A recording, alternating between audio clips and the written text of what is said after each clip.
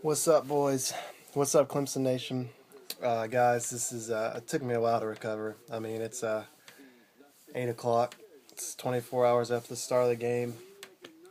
Uh, this was one of the games where everything that could go wrong did go wrong. Um, it was just I could sit here and break down aspects of where it went wrong, but really, everything that could go wrong went wrong. Now, Florida State is as good as advertised. Obviously, I mean Jameis Winston, he's as good as advertised, and they're going to talk about Jameis a lot, but the wide receiver core for Florida State, the wide receiver core is just as good as Jameis. It doesn't matter. Obviously, he put the ball in good places, but it doesn't matter where he put it. Every time it looked like they should have dropped it. It looked like it was about to be intercepted. It doesn't matter where the ball was placed. Their players would come up with the ball. I mean, half the time I was sitting there thinking we just got to stop or knock the ball down or something. And the next thing you know, they're down there scoring.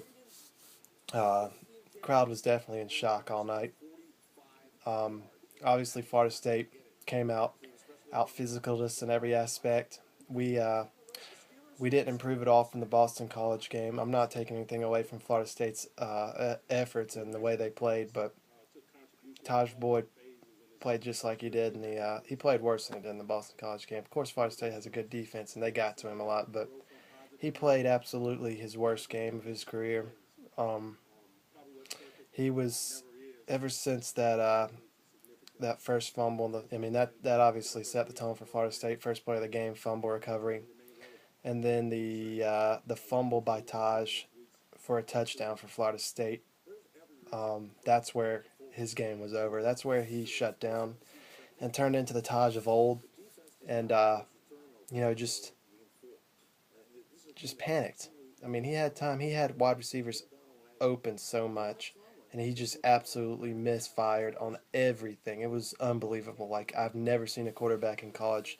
Very rarely have I seen a quarterback play that bad as he did last night.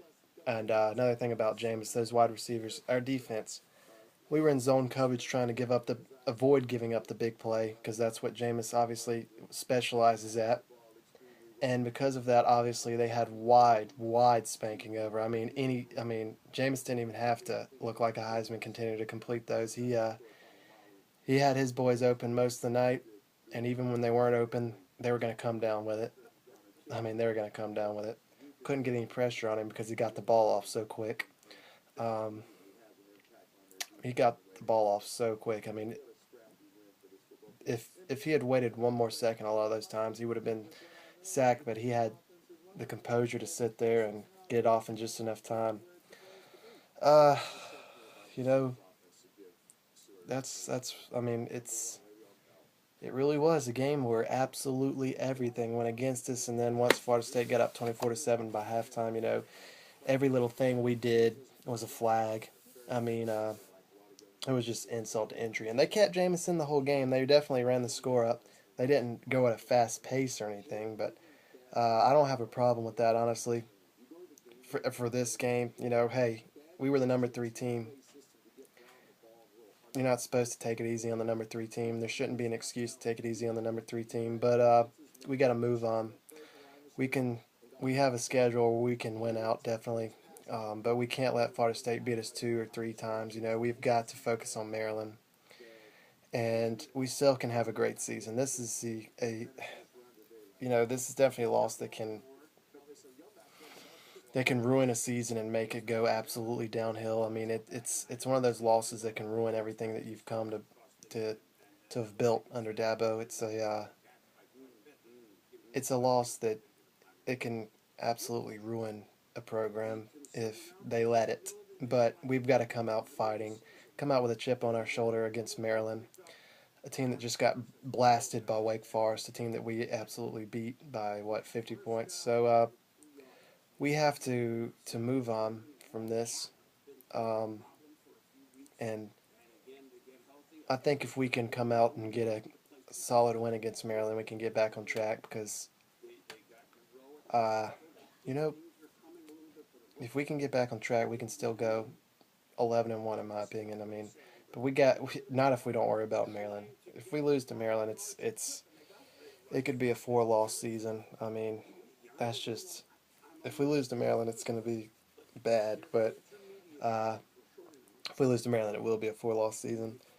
But we can't. I just can't.